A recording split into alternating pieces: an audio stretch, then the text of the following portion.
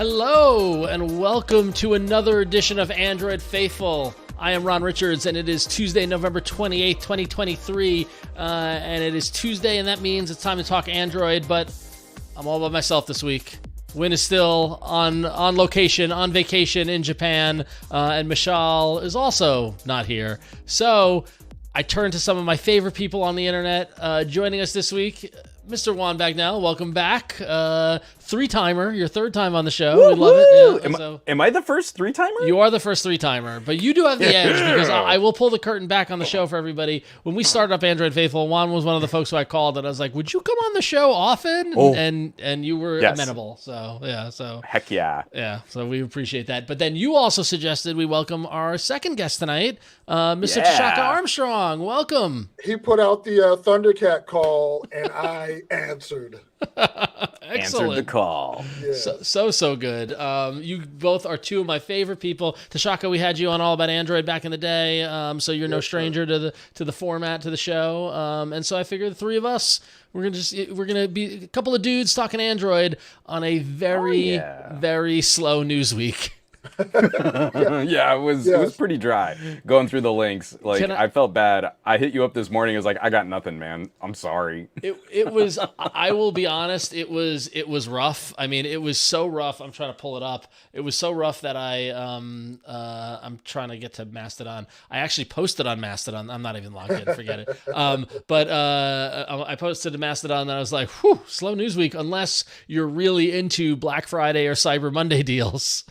Yep. Because basically last week was Thanksgiving in the States, and then obviously Black Friday and Cyber Monday followed that, and I feel like every website that follows Android that we usually use to cultivate the news from, it was just a parade of get this deal, get this deal, get this deal, until like today. It was still going. It was crazy. Yeah. So did you guys get any deals? Isn't today supposed to also be like a small business giving? No, that was Small Business Sunday. Small Business Saturday. Oh, and it was over the weekend. Okay. And then today's Giving Tuesday, where you're supposed to give donate things or whatever. So I knew today was supposed to be something. Yeah. I am in such shell shock. I have holiday brain going bad. But there was some news that we're gonna get to, which I'm excited to. So, but real quickly, I want to throw my props to Tshaka. You're joining us. You write for Android Central and iMore, right? For our viewers who aren't familiar. I am a contributor. Excellent. So, and we're going to talk about one of your articles in a little bit, so we're super happy for you joining us. Also, quick reminder to those of you watching live, you can tune into this live stream, watch us record the show live every Tuesday at 8 p.m. Eastern, 5 p.m. Pacific. You can do that at youtube.com/dailytechnewsshow or on Twitch at twitch.tv/gooddayinternet. And you get to also help us pick a title for a show. And you can do that at af.showbot.tv. And after, when we do the live stream recording, we talk a little bit in the beginning. If those of you watching live saw us talk about some anime and Wikipedia, some good stuff there. And we'll chat a little at the end of the show, and we'll also pick a show title. So those of you who are listening after the fact, if you ever want to tune in live, this is what we do. We have a fun time. So is Thundercats Go already a front runner for title? It might be. I don't know. I should pull it up. Thundercats it came in strong. Yeah. It's like the Academy Awards. I don't think it deserves a win, but it should be nominated. It should be in there. Yeah, it probably will make it in there. And before we get started, actually, I do want to share with everybody. I'm an insane person. And because so we had back at All About Android when we were part of the Twit family, much love to Twit. We love Twit. They did a great job of pulling together like a best of episode at the end of the year of all the best clips from the year. And I kind of got sad thinking that we would not have that this year. So I'm going to try to do it, but I need all of yours help. So if you're listening, if you're watching, here's all the information. I put up a form that you guys can go to at tinyurl.com/AF best of 23. And that will take you to a Google form where just let me know what the episode number is, whether you're pulling that from the audio or the YouTube video, because those have different durations, and the timestamp, and why you think that moment is the best. And I will do my best to at least put together an audio best of. I might try to do video. It all depends on how much time I get over the holidays or over this month. But I didn't want us to not have a best of moment type thing. So that's tinyurl.com/AF best of 23. I'm I'm also going to put it in the show notes on the podcast so you can find the direct link there. Because I'm a crazy person. Why not? So. No, why not? But it's like the right time of year. We like to look back, and it's fun stuff to kind of go through and just forget how much stuff we really did this year. Yes, because man, you go brain fog on some of this, and you feel like you're missing it. And it also important to note our holiday schedule. We're not going to be putting out shows on December 26th, the day after Christmas, and January 2nd, the day after New Year's. We're taking a little break, and so this way we'll have some content to run during the break. So there you go. Nice. So, cool. Good call. All right. So with that said, let's get into the news. And it seems like the real only news, like actual meaty news that has happened since last week's episode was the fact that Google Drive seems to be borking on a lot of people. And while this isn't exactly Android specific, it was Google enough that I thought was worth bringing up. But basically, there was a lot of reports coming through for users of Google Drive for desktop that they were losing lots and lots of data. And Google actually did respond to it. At the time, we're looking at an article from The Verge. At the time of the article being written, there was 192 users who said they had the same issue on the Google support chat. And somebody from the Google team, a Google employee, posted, and they said, we're investigating reports of an issue impacting a limited subset of Drive for desktop users, and we'll follow up with more updates. And in the meantime, gave some instructions. So if you are a Google Drive for desktop user and you're running into this, do not click, quote unquote, disconnect account within Drive for desktop. and do not delete or move the app data folder. And that location on Windows is at user profile /app data /local /Google /DriveFS. And on Mac, it's at library /application support /Google /DriveFS. And he says, optional, if you have room on your hard drive, we recommend making a copy of the app data folder just for posterity. Put it on there with your wiki backup. Yeah, my Wikipedia. That's right. Yeah. See, I told you it's sort of tangentially related to one of the topics we were going to be talking about. That is the scary thing to me, where we've sold people on the convenience of cloud storage. We've got them comfortable using it, but then when something like this happens, look at those steps. Look where you have to go digging. And it's not a Mac or a PC thing. It has nothing to do with the computer that you're on. That is a chore to get a family member and to head them off at the pass. Like, hey, don't do this thing, or don't disconnect this, or don't panic. Try to, just keep a level head, and here are all the tech support steps you're going to go through to try and find this stuff. Yeah. First, did you turn it off and turn it back on again? Yeah.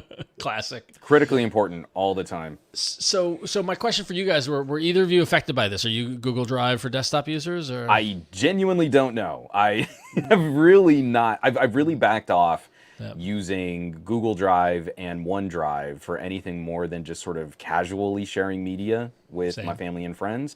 And like some of the folks here in the chat, I've become a big advocate for rolling your own network attached storage. And the pricing on putting a big drive in a little mini PC or getting a NAS, like a proper NAS enclosure, has been getting more and more affordable. And to me, that's just a safer way to kind of spread out. So my parents have a NAS. I'm talking to my brother and sister about backing up their stuff on hard drives attached to their own network.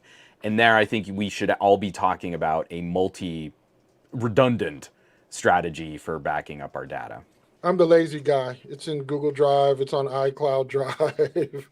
Yeah, I'm screwed. Well, so it's funny. It's funny if you go down, you go down. Well, because what at least from my experience, so like I'm more like you. Like I'm a casual Google Drive user, right? Where I use it to transfer files or to share things or things like that. But also like my pinball company startup Scorbit, we use Google Apps as our main source. So that's actually like all of our data is on there, and that is a workspace that we're using. Any company that is using Google Apps is using Google Drive for their cloud storage. My only thing is that this is so early in this happening. And knowing what we know at Google, I'm hoping that it's not the data is gone. It is just not accessible by Google G Drive for desktop, because if you go on the web or you go to the app, can you still find the data? Is it still there? It's just a problem in whatever the software that's driving the desktop experience. So that's exactly the concern I had. And I wanted to ask both of you guys, do we think that this could be some of the early teething pains? Because aren't we in line for Google killing a whole bunch of old Gmail and Drive accounts? If you haven't logged into a Gmail account for a while, they're going to start cutting all of that info. Correct. That is happening on December 1st. Even sooner than I thought. Yeah, and in fact, it's I've seen it. It's crazy. I've been tracking this because this is CBS, right? This is like we're pulling. They're mad at me for using the ad blocker. Mainstream news is starting to cover this, which is the fact that coming December 1st, Google will delete inactive accounts and all their contents, photos, calendar, emails, contacts, and Drive documents. And basically, this is what they're saying is this is a security measure to protect users from security threats such as spam, phishing, and account hijacking.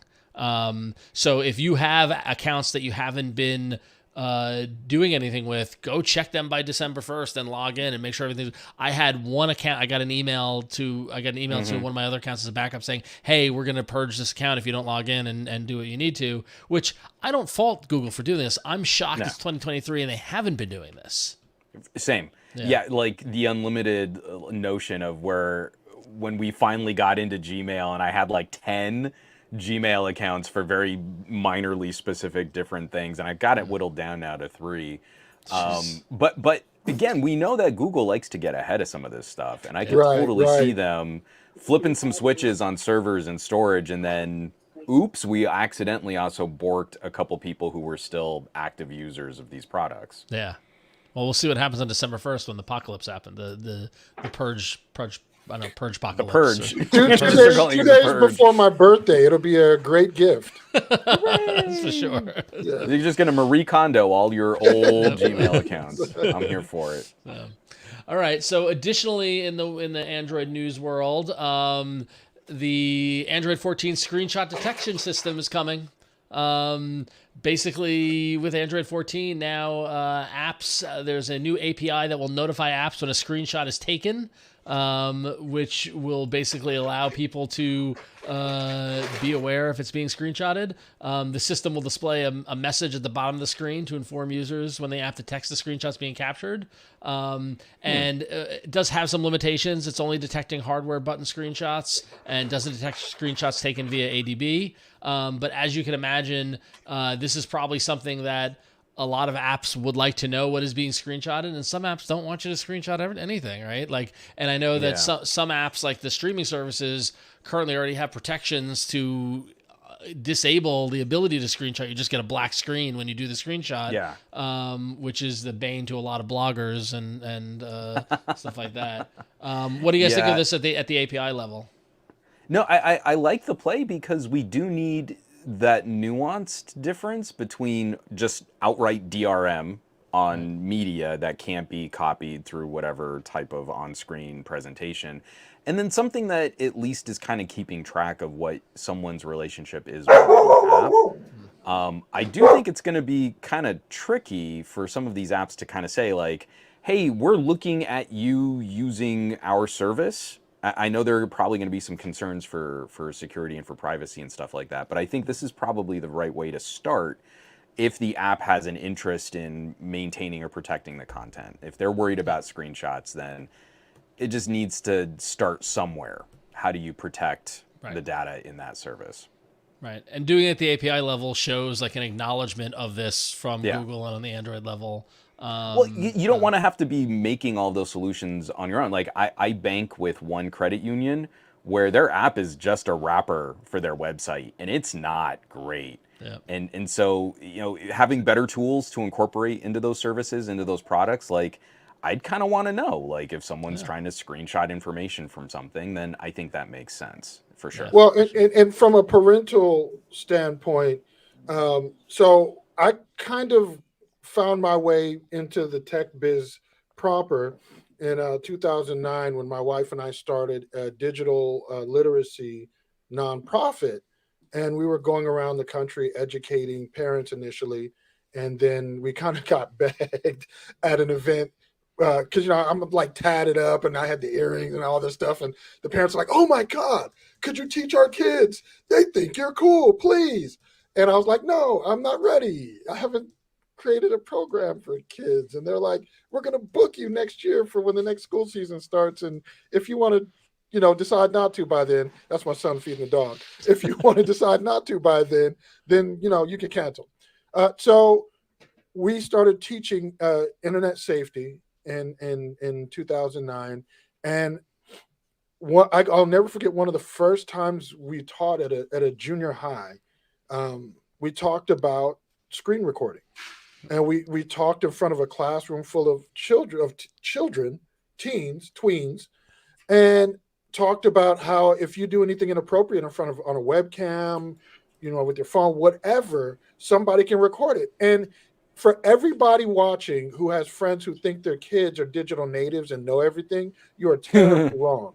At the end Yeah. of that seminar, these kids walked up to me, mostly girls, unfortunately, and you could tell they had this look of concern on their faces. And they were Yeah. like, "It's California. Don't they have to tell you before they record you?" Oh, jeez. Like, but this is the naivete of children. Are you a cop? You've got to tell me if you're a here's cop. what that This is shows is the that middle schoolers know just enough to be dangerous or get into trouble. Yeah. Right. Like, yeah. And so that Yeah, is- they're yeah. and not even just middle schoolers. Like I see this a lot with the grade school kids. And my daughter is a lot younger, and they are really good at navigating a polished UI. These are kids that have fundamentally no experience with where that data lives, where that data is transmitted from. I was talking to my daughter last night. Like, she does not know how to use a web browser.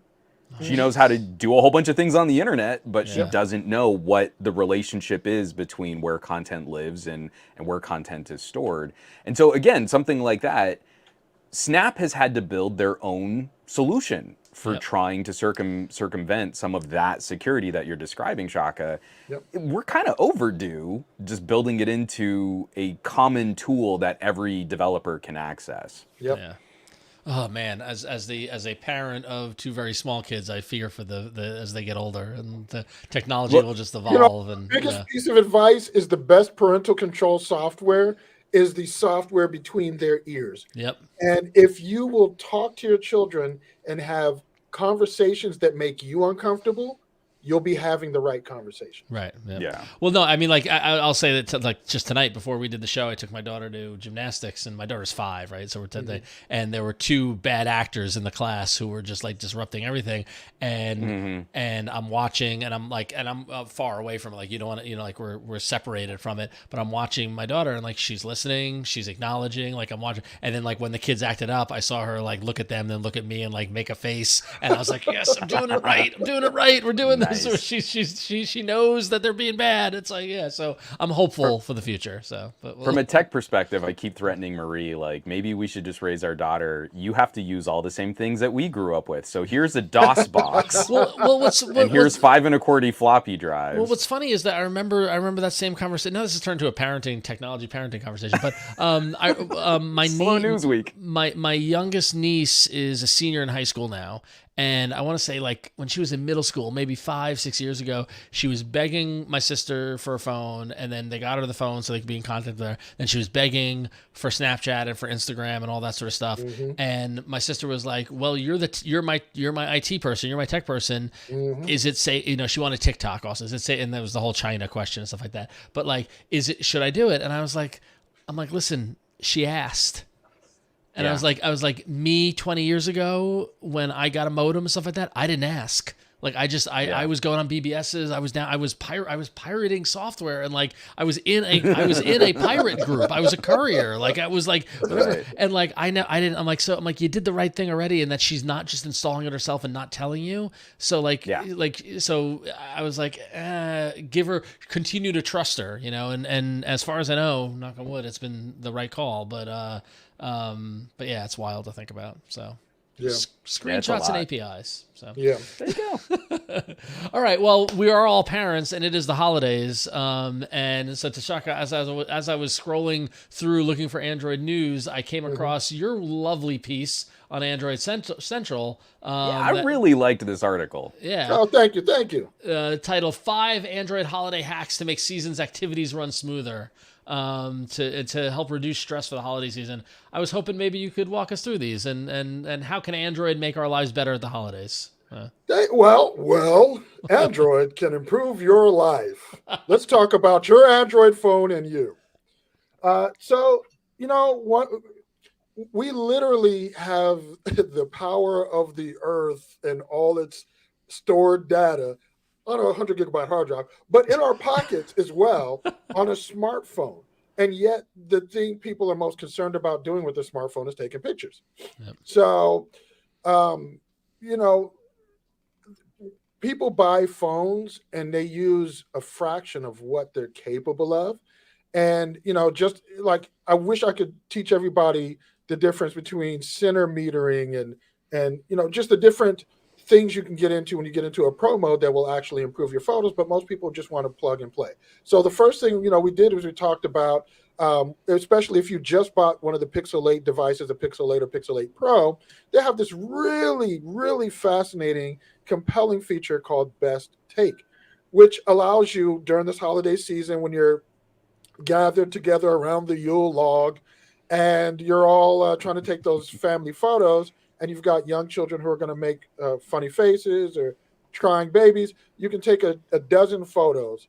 And Google's new Best Take allows you to actually see the faces of everybody in that photo below the thumbnail of the main photo image that you've chosen out of the few that you took, and then select the best faces that you want for each person in the photo.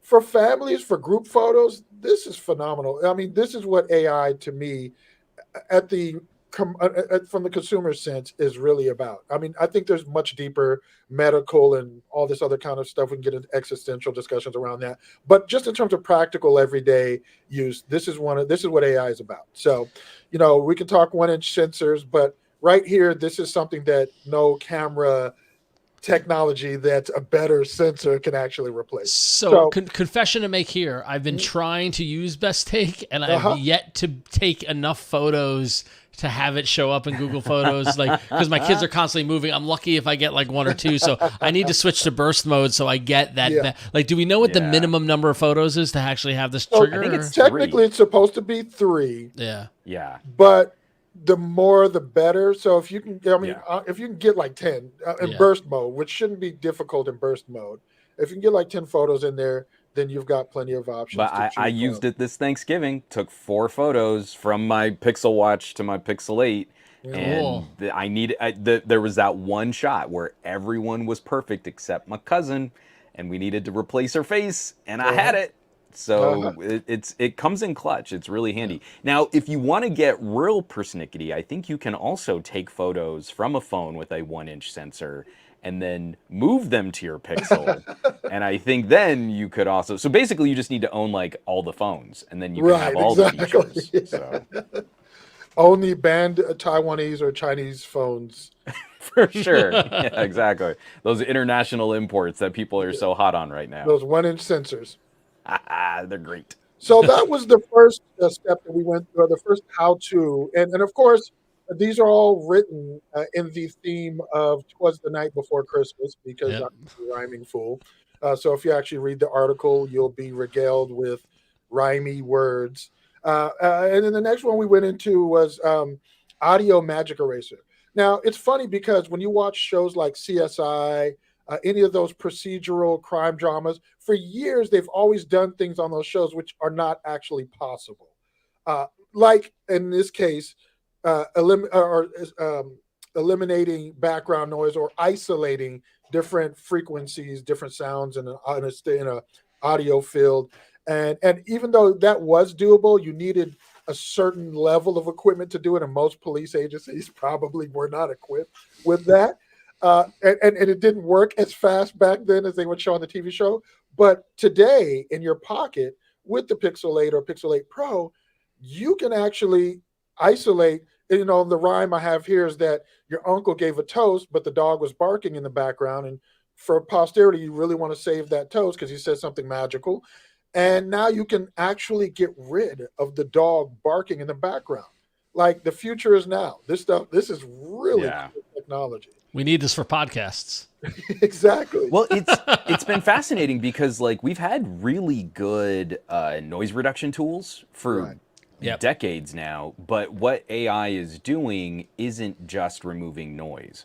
This I think is the magic of this kind of software is it's Yeah. replacing the information that gets lost. So if there's a sound in my background and it's stepping on the frequencies of my voice, if you do a whole bunch of noise reduction, it's going to cut into my voice. I'm going to sound like I'm underwater. Right. Now AI is actually replacing that information from me and eliminating stuff from the background, and that to me is still like science fiction, that it, not only it works, but it works in almost real time processing a video on a pocket computer. Yeah. Is pretty incredible. Yeah. The aliens may actually visit us. I hope highly so. doubt it, but you know, with We stuff finally have like some cool this, stuff to show them. yeah, yeah. Can we play with your toys too? Yay! And then this actually, I want to give a shout out to one of the private WhatsApp chat groups I'm in because they actually inspired this entire article. One day we were chatting about.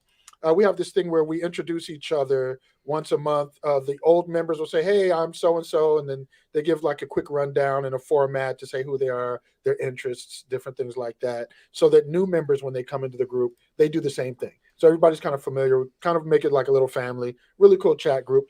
But some people didn't want to go back or didn't know how to on their phone go back to their old posts because you're having to repost this monthly if you're an older member of the group. So I was like, well, you guys, you can just screenshot your old post and just copy, rip the text and put it in the new post. And nobody knew how to do that. So, you know, like I said, most of us don't know how to use most of what our phones can do. So that is actually was the inspiration for this entire article because I'm like, here, let me, you know, people are going to have flyers, they're going to have party invites over the holidays, and you want to plug that into your Google Maps real quick.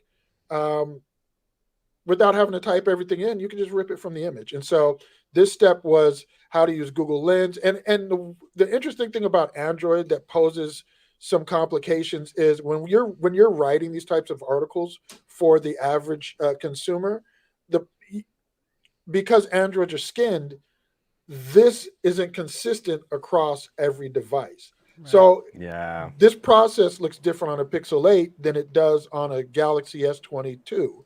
Than it does on a OnePlus 11. So, you know, so I went Google Lens because on pretty much any of the Android phones, you can invoke Google Lens. Google Lens will then use optical character recognition or AI to recognize all the text on the screenshot or image, and then you can copy that text and put it right into Google Maps or wherever else you're going to use that text. If you're sharing it with other family for an event, you can put it on Facebook, whatever. It just makes it easy to do that. Yeah. And then you can even copy it to your computer with some of the options when you actually go to copy that text. So it's just a really great way to make the holidays and the flyers and all these invites easier to share, or again to drop into any GPS. I thought this was genius. I mean, it's all in there, but the application, I didn't go as far to think of that. So really good. Thank you. And then this one actually, like, it's funny because, you know, you go to you go to a family gathering or whatever party and everybody's taking pictures. And then I always find people, oh, wait, go back to that first photo. This is a little fun nugget, Easter egg.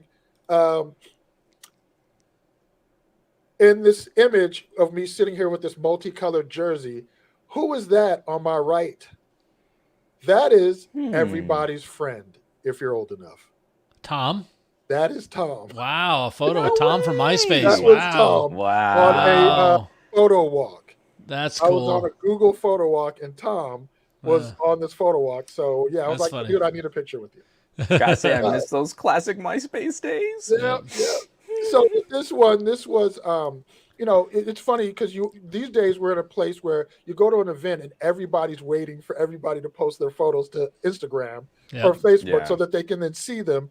But in this way, if you're using Google Photos, you can create shared albums, and then you can give everybody write access to those shared albums so that they can then take all the photos that they've taken, all the pictures they've taken at a family gathering or a party, and just upload those photos right to that album. Now everybody who's at the party can share those photos. And again, this is really good if this is like especially family gatherings.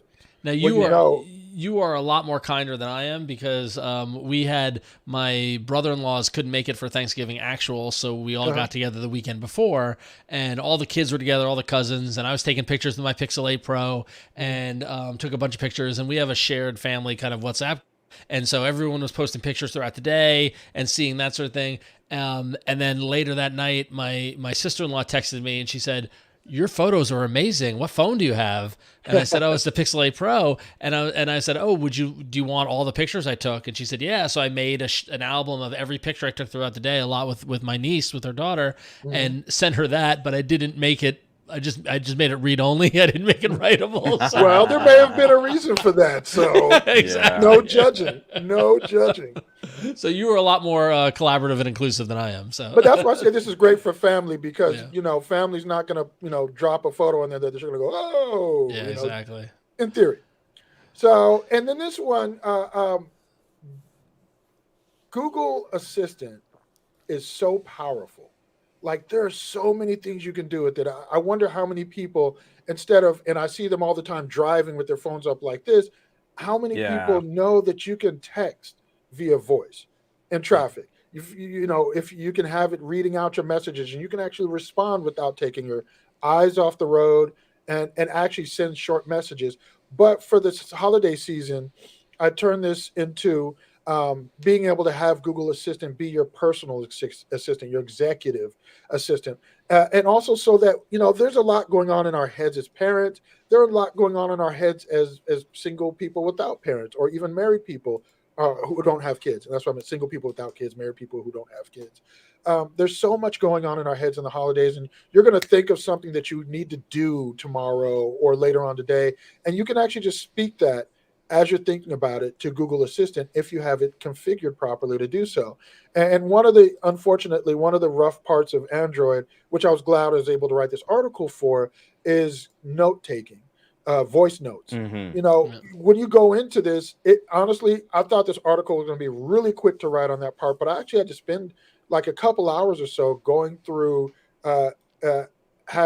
showing people how to use Google to take a quick dictation, a quick note with a reminder, timestamp, whatever. Because when you do that and it's not configured properly, you can do it with Google Assistant out of the box once you set up Google Assistant on your phone, but it goes into the ether. There's no actual app. It's just in this weird space, and you have to then it's like Google data show me my purgatory. notes. Yeah, it really is. Unless you actually find the setting for notes and lists in the Google Assistant settings, which good luck finding the settings for Google Assistant on the phone because they're kind of all over the place, which is, I put in the article, the easiest way to do it is actually just say, hey, Google, show me Google Assistant settings, and then it'll pull that up for you. That is the easiest way to get to that. Which settings. is somewhat appropriate, right? Use Assistant to tell you how to use Assistant. Yeah. So then when you go to notes and lists and you go into that menu, you can set it so that Google Keep is your default note-taking app. And now when you speak those notes into Google Assistant, they'll all be in Google Keep. And Google Keep has gotten a lot better since the first time I looked at it. Because I looked at it, played with it, and was Keep. like, no, I'm done. I'm not, no. Evernote's so much My wife better. moved us off of OneNote. We're on Keep now. Yeah. It's solid now. It really is. My main thing that I needed was tasks and subtasks.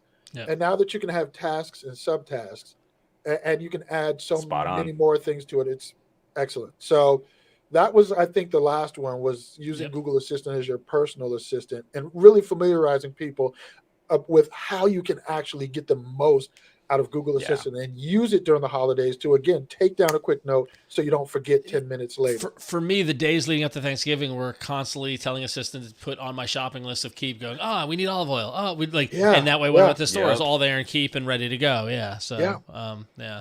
Well, it's a great article. Everyone should go to AndroidCentral.com and check it out. 5 Android holiday hacks. And we're all kind of pro users here, but use this to evangelize. Send someone in your family this article and help spread the gospel. Right. Spread the Android love. Yeah, exactly. Well, good stuff. Above that, sorry, I know we're going to move on to the next topic, but if you'll pardon just the moment of sentimentality, because I'm such a heavy photo guy. Love it. I recently lost a cousin a couple weeks ago, and we're all scrambling to like try and find photos and videos of my cousin Phil. And it's everything I can do to like share those family albums, make sure people have links to them. They're going to fight you the whole time, especially your older family members. They are going to hate having to figure out how to click a link in an email or in a message. But when you're going back and you're trying to find this stuff again, it really matters. Do not let your memories be disposable social media fodder. Share and support and do the IT stuff. Do that thankless work of getting your family members up to speed, because it matters so much when those are the memories that you want to hold on to. I mean, that topic alone, like my frustration with Google Photos is that my life starts at 2015 when I adopted and started using it, right? And like I know that I have digital, like there's a big gap that's a lot of people are going to run into between roughly the late 90s into about the mid 20 teens, where we took photos on digital cameras and who knows where those files are. Right? you how many, you go on to computers and hard drives and all this sort of stuff, and like pre-2000 we had printed photos and photo albums and that sort of thing. There's going to be a digital void. That's exactly the gap lives. we had on my cousin. You're describing it to a T, where we were scrambling to try and find this stuff. I think about that often. Like if I had more time, I want to dig up all those photos and scan them and those archive photos. them. Exactly. Exactly. Yeah. So yeah, crazy. All right. Well, yes. So there you go. There's a good PSA to get everyone onto some sort of photo archive. It doesn't have to be Google Photos. I mean, Google Photos I think is superior, but Amazon, we often people tell us about Amazon's photo archiving feature. Yeah, it's good. Yeah. But if nothing else, read Tshaka's article for a good starting place to kind of kick off what your backup strategy might look like. Exactly. Yep. So there you go. All right. Cool. Sound advice. Yeah. So thank you, Tshaka. And to move on from there, we're going to move on to our patron pick. Every week, all of our loyal patrons over at patreon.com/AndroidFaithful get to vote on a news story for us to talk about in the podcast here itself. It was a slow news week. It was, but here's what we got. Coming in last was the list of devices that Samsung has updated to Android 14. That only got 13% of the vote. Slow news week. Coming in second with 19% of the vote, Google quietly adds support for quick phrases and with Pixel Buds Pro, which was the early leader. But the winning story this week was that Google Cast control notifications now appear in the Android media player. And this is an interesting development that, media controls for Cast devices were historically as a standard notification, but now in the last week or so, Google has updated the experience, so it looks like other app alerts. And I did also notice that in the past week, where I was like, oh, look at that. Like that looks, that I noticed the change in the notification pane on that media player for casting, because I do a lot of casting to our Google Home or to Google TV and things like that. But it's still a little bland. Like I feel like the new screenshot, give me album art, give me a little more. Like I feel like there's a lot of real estate being taken up with not a lot of design. But hey, it's a start. Completely agree. Did you guys notice this or? Well, not only noticed it, the thing I really like is this is another data point that we can look at to say, even though there's this idea of operating system fragmentation in Android, when new features come, this is going back, I think, to Android 11, right? Yep. So going back 2 or 3 generations, even if your phone is off the reservation for new OS updates, the functionality is there. You're I had the exact same experience because I was listening to podcasts going like, this looks totally different now. And why isn't it showing my podcast star the way that it should be? Right, and I would go into the actual It looks podcast broken. app, It actually looks broken. Yeah. But at least there is now proper functionality for where this stuff lives for when I want to send it to other streaming devices or like the sound bar in my office or something like that. So I appreciate the functionality. Still needs a little update, polish it up for some of the pretty stuff. It's a starting point. So. Cool. And I want to make sure we thank, I forgot to do this last week, but we want to thank our patrons for helping us do this. And so quick shout out to Enda McCallig and Mikey Dixon, 2 loyal Android Faithful patrons, helping us bring the Patron News Week this week. So thank you, Enda and Mikey. You guys are awesome. Thanks for supporting us. Go to patreon.com/AndroidFaithful where you can sign up there. So good stuff. Cool. So there was a little bit of hardware news, though, that we can discuss here this week, as it seems as if the next big phone release isn't Samsung, but rather the OnePlus 12. So we talked about it last week, how the OnePlus 12 launch date was going to be on December 4th in China to celebrate OnePlus's 10-year anniversary. They have now moved it to December 5th instead of December 4th.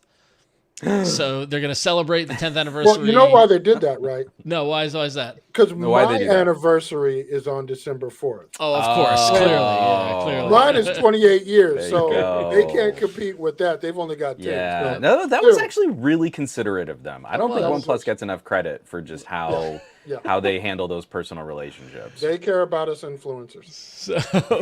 So they care about you and your anniversary, but also, so they're going to celebrate their anniversary on the same day as your anniversary on December 4th, and then they'll launch the OnePlus 12 in China on December 5th. And as part of that, they rolled out their first teaser, which gave us a glimpse of what we can expect from the OnePlus 12.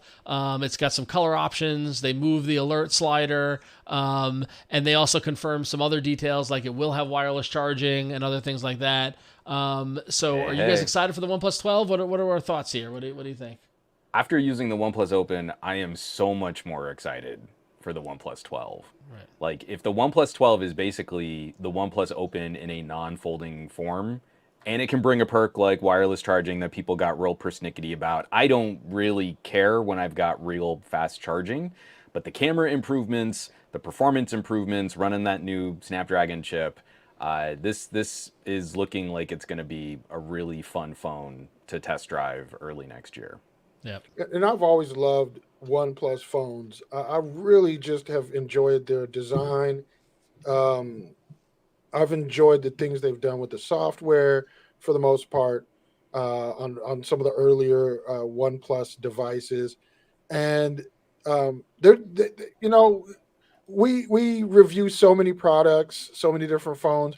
It's always fun when you have a fun phone to review that's going to, throw you some extra things here and there that you may not be seeing on some competitors. So it's always been a fun phone. So I'm always looking forward to what OnePlus is doing, even when everybody was a little concerned with some of the mergers and some of the OS stuff that was going on.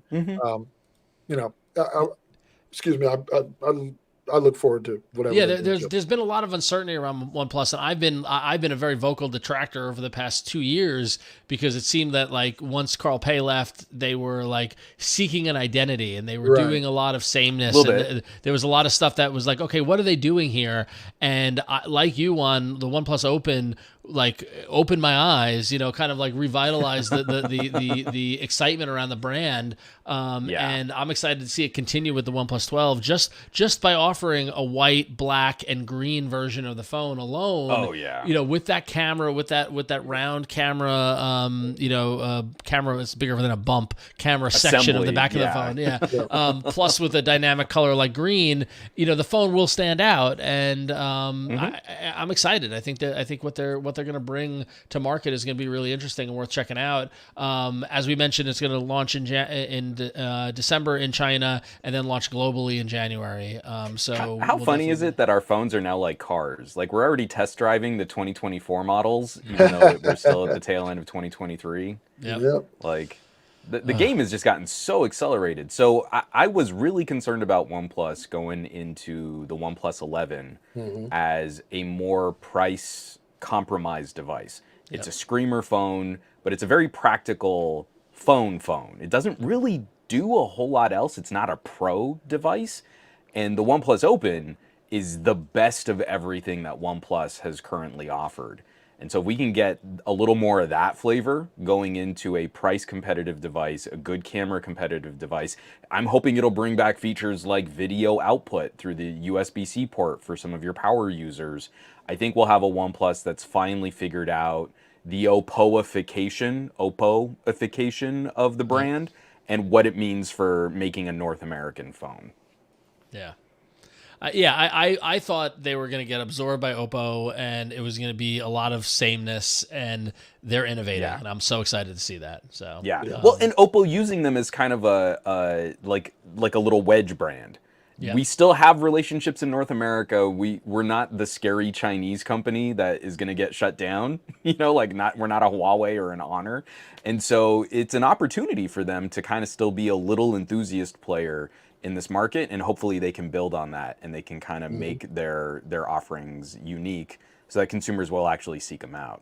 Yeah. And I so hope that's the case, because the whole thing with Huawei and Honor being kicked out of the States for things that companies in the States are doing to us was just nuts. So I'd love to see them make some inroads and bring us solid devices at price points that are well below, $1,200. Yeah. Because we could always use a little more competition here, and the OnePlus Open kind of helped. Really did. I think some of this conversation. Shockwaves through the foldable lineup. Well, so it's interesting because OnePlus will be the next phone coming out, and hot on the heels of Samsung. And so what we did see in the past week was some Samsung Galaxy S24 Ultra leaks that make Juan laugh. But what we've got is.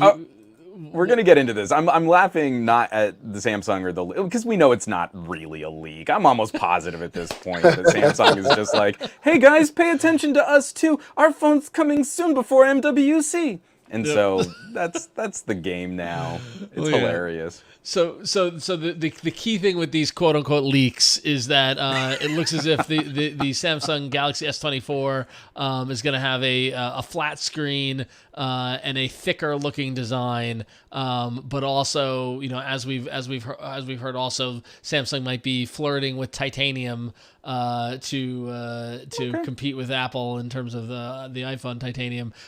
So Juan, you think these leaks are legit? You think we're looking at what the S24 is going to look like?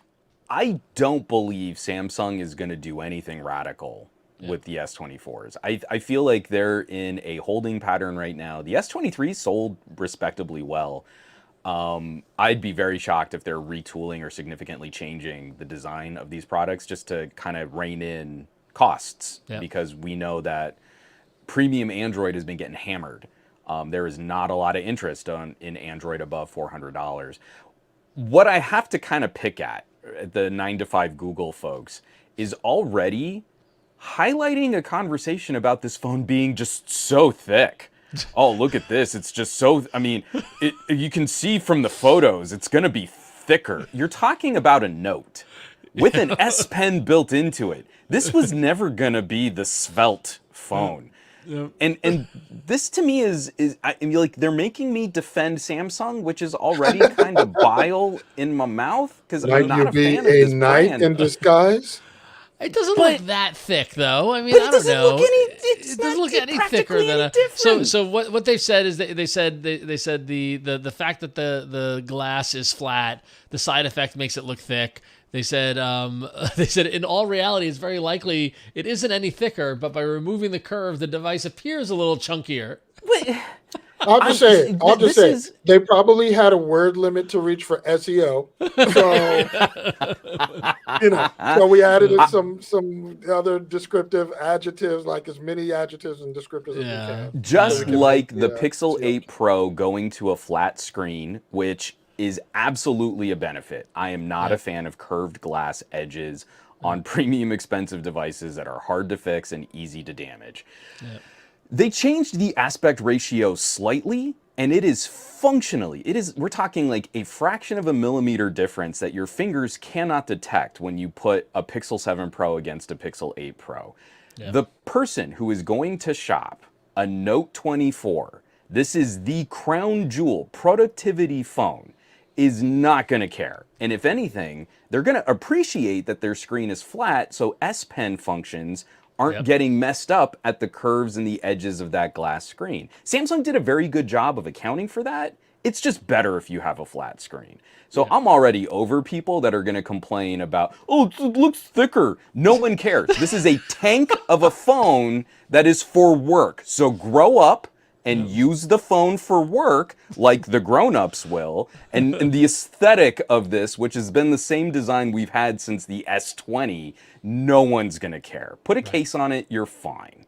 And you know what? And personally, the whole thinner, ultra thin, super thin, paper thin, that whole, it just really gets irksome to me because look, functionally, give me a chunky phone so I can have more battery.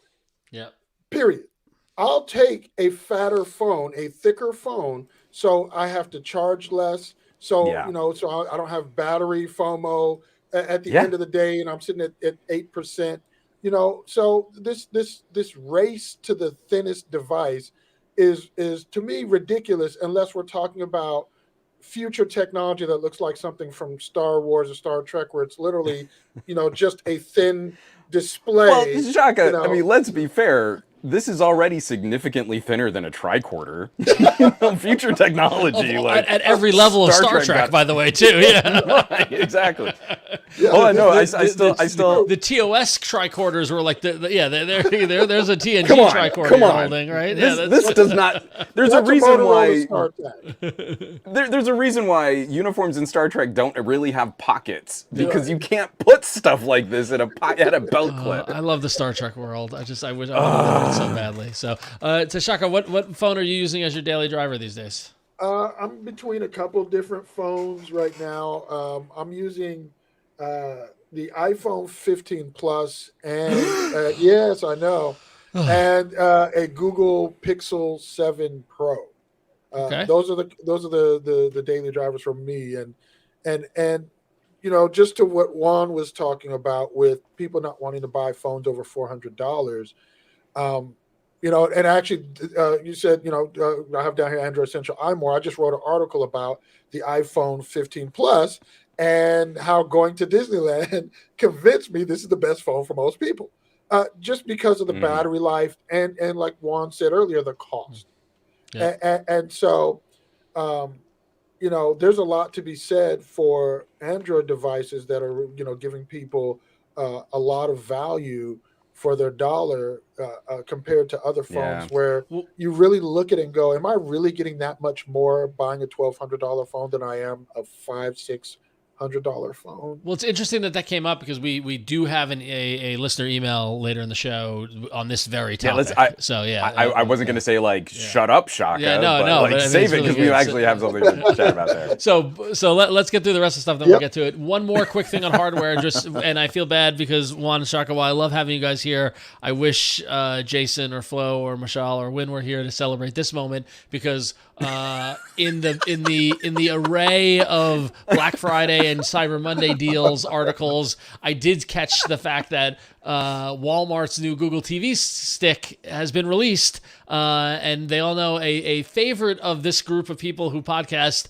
the Wal-Mart brand ONN period.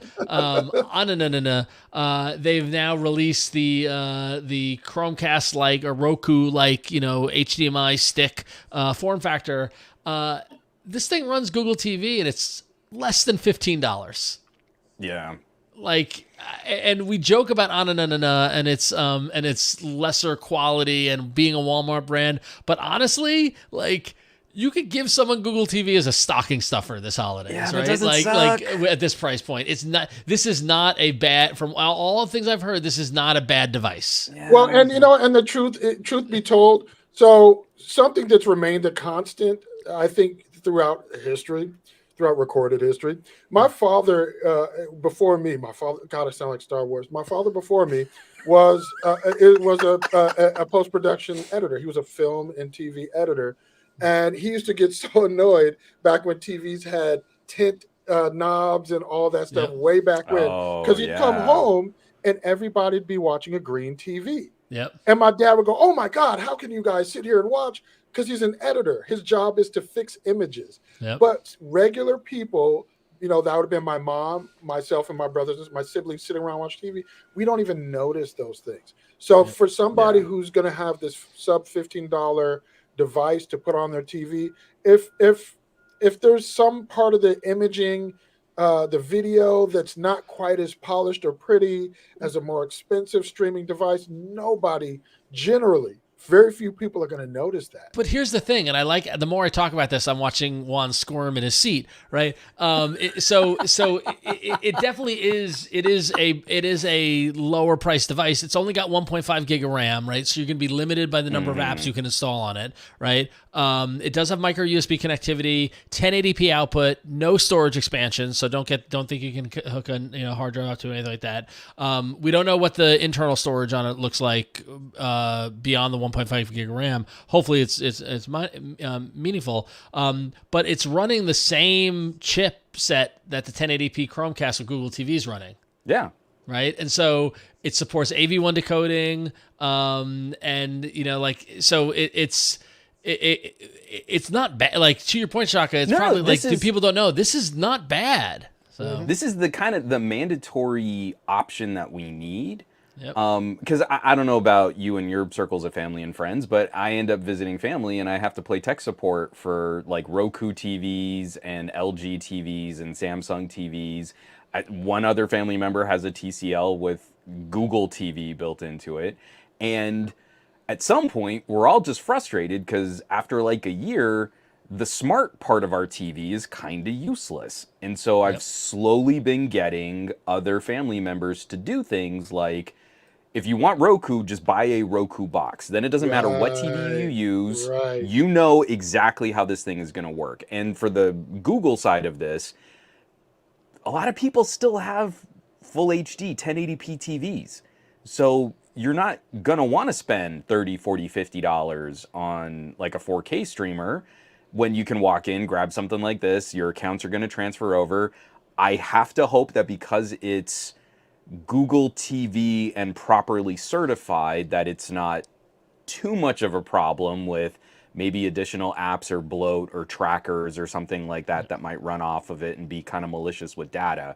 I feel like Walmart working with Google, they probably have to have some kind of relationship that it's not going to be a security nightmare.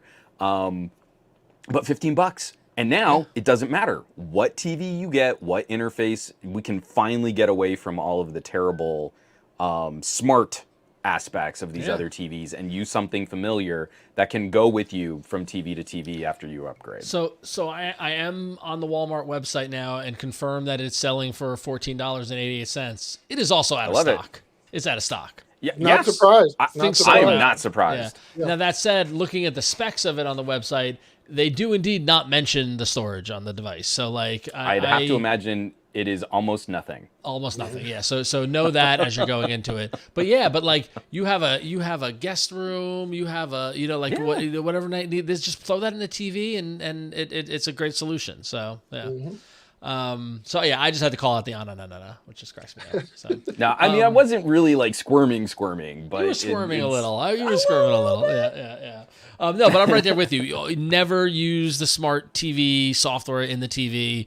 plug in a Google TV Chromecast, plug in an NVIDIA Shield, plug in a Roku. Yeah. Like Patrick Norton gave me that advice, in like 2008, right? And it was just get a dumb monitor that shows the best image you can and plug things into it. So, And as much as I like my Chromecasts, on our main TV in the living room, I'm back to a mini PC. Just like I keep running into a limitation here, and you're like, you know what? Nope. I flip a table over and go full computer, and then just like hook it back up. I hit the device storage limit on the Chromecast with Google TV, the 4K one, and like I had to delete apps, and I got so mad I was going to pull out my NVIDIA Shield, and I was too busy. So I love the NVIDIA Shield. NVIDIA Still, Shield that's still one of my favorite it's so good. It's still good. It's not like past tense. It's still good. Yeah. So. All right, cool. A couple of apps news before we get to our listener email. Google Messages is getting support for Ultra HDR images over RCS. The RCS revolution continues. HDR images, that's great. That's awesome, right? I don't know. Yeah. Like this is good news. Yep. I gotta say, we've been talking about RCS on like almost every single visit appearance that I make on your podcast. This Thanksgiving, my immediate family, all Androids, and it was the best functionality we've ever had in sending messages back and forth, not having an iPhone ruining our conversations. Wow. Glorious. Look at that rhetoric. Well, here's the question I asked everybody. This is the question I asked folks last week. I'll extend it to you guys. Where were you when you heard that Apple would be adopting RCS? Because that might be the highlight moment of the year. It's like I remember exactly where I was when it happened. You know what's freaky? We were so TK and I were at the MediaTek Summit, and they're talking about Dimensity 9300 and all big cores, and we're going big this year. Did everyone start looking at their phones? You see this flurry of techies in the audience, all like, oh my god, check this out. RCS iMessage.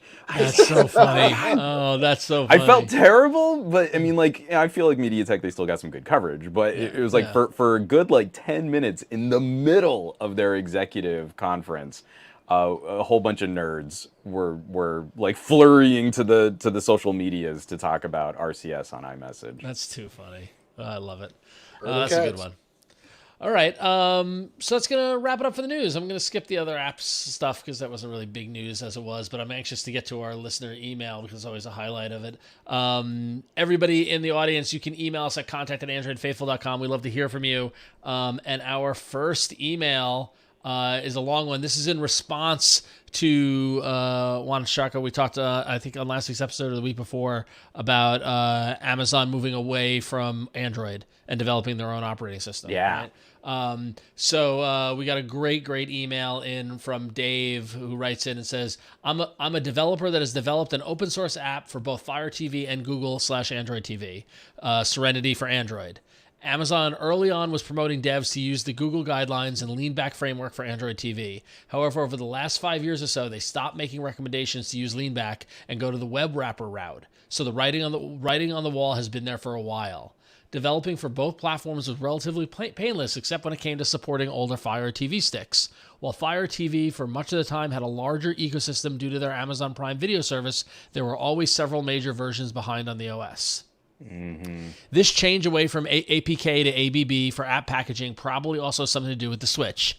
Amazon would need to invent similar infrastructure to support this distribution format, and as far as I know, Google hasn't open sourced many of its tools needed to support this. Amazon and Google both need to bury the hatchet and work together on these open source operating systems, something neither of them did well in this case. Keep up the good work and check out Serenity for Android for an app that started off as an original Google TV app to Android TV, Fire TV, and finally back to Google TV. And that email came in from Dave Carver, and Dave did share the link to GitHub, github.com, right on. github.com/9worlds/serenity-android. And I'm sure if you search Serenity Android, you can find it. But all the files and everything you need in there to install Serenity. And basically, Serenity is a client for the MB Media Server. So if you're using that, it's a pretty cool tool. So definitely check out Dave's work. He's worked really hard on it. Definitely been playing around a lot more with some of these other tools for locally stored file server, streaming services, stuff like that. Yeah. I'm trying to maybe walk away from building everything on like Plex. Yeah. But it's really great to hear from a developer in this space, because I was vaguely anxious by the announcement, but I don't know WTH what we would have to worry about. And then it starts, you start spinning on some of the other Amazon ecosystem. I have really enjoyed having the Android subsystem in Windows 11. So I've got a little Windows on ARM tablet that is now one of the most powerful and sort of flexible slates that you can buy. And you can run Linux apps, you can run Windows apps, you can run Android apps, but so much of the Android functionality is built directly on Amazon's App Store. And it starts to kind of erode the confidence of Amazon products as Amazon products and services. Like, well, if you get a Fire tablet, at some point, are they going to start walking away? Now Fire TV isn't going to be built on sort of the more Android-y aspects of this. That means developers have to work on other apps and packaging and support. It bifurcates a lot of their support efforts. All of this stuff gets crazy more complicated when you think about what the longer-term ramifications might be. It was never easy, but it was at least a little more familiar. You pick up an Amazon Fire tablet, you're like, okay, I kind of know what I'm doing. If I've ever picked up an Android tablet, they're not that dissimilar. So that to me is the big concern, is like looking down the medium term distance. If this kind of continues to split and they continue to fork like this, I don't see where Amazon is really going to be able to fulfill the entire ecosystem that they've been able to develop, kind of piggybacking on some of the work from developers making Android apps. It's the big question. It's a big question. So we'll see what happens next year when Amazon has they're going big with the connected TV space next year. Apparently, we'll see probably post CES and all that sort of stuff. What happens with it? But according to Dave, this has been years in the making. So, which I think that insight is really, really interesting. So Yeah, for sure. All right. Well, up next is our next email that we had teased a little earlier. Good evening, Android Faithful crew. I've been a long-time listener for the last 4 years. The three of you turn an otherwise semi-boring genre of tech into something interesting every week. This is our pull quote, by the way. If I ever need to get an ad on a poster, it's going to say, right. you turn a semi-boring genre of tech into something interesting every week. Thank you. I often listen to the podcast while constructing massive cities in SimCity 4 or driving along the coast of Spain or the Balkans in ETS 2. My question for you three is, what is the best budget phone I can buy unlocked for Verizon? My current phone is a budget Samsung phone, which is about 5 years old, is borderline useless on some days due to its slowness. I don't need a flashy phone with all the latest specs or the best camera, as I use a DSLR to do most of my photography and video work. I mostly use my phone for checking emails, finding an address in confusing Queens, New York, which I can attest that it can be confusing, watching YouTube while waiting for a bus that never comes, LOL, banking, paying for transit. I don't game, and nothing too demanding like having 30 browser tabs open at the same time. My budget is $140 to $220. I would also like to have good battery life. And this comes in from Corey. So throw it to the group. What is a good low cost phone? I actually did pull up Verizon's website to see what was available. And I don't want to chat with them. So it looks as if it's tough. It looks as if they've got the Motorola G Pure for $149. The Nokia 2 Vtela for $168, the Samsung Galaxy A14 5G for $199, and then you get into the Motorola G Power for $249. Here's where I get a little, and Corey, I'm not saying you shouldn't be, like, I don't have a problem with your presentation or your budget, but I always worry that in my circles of family and friends, when someone says, oh, I'm not doing a whole lot on my phone, I don't need a whole lot, that's kind of the family member who comes back to me 6 months later and says, this phone is so laggy or so stuttery, I ended up replacing it and I just got myself an iPhone because they just work. And then you're like, but I know the phone that you got, and you got this older iPhone, was like maybe 2.5 times more expensive than the phone that you got as an Android when you didn't need a lot, but then you wanted something smooth. So I would still try to consider the higher end of your budget just for maybe getting an older premium tier device that can still be fluid, be a nice, sort of smooth experience for doing your day-to-day stuff. You don't need the horsepower, you're not playing a game, but I think you'll still appreciate having something that's a little bit more performant. And I think you also might want to strongly consider looking used in refurb. Like right now that the Pixel 8s are out, you could probably score a really good deal on a Pixel 6, right?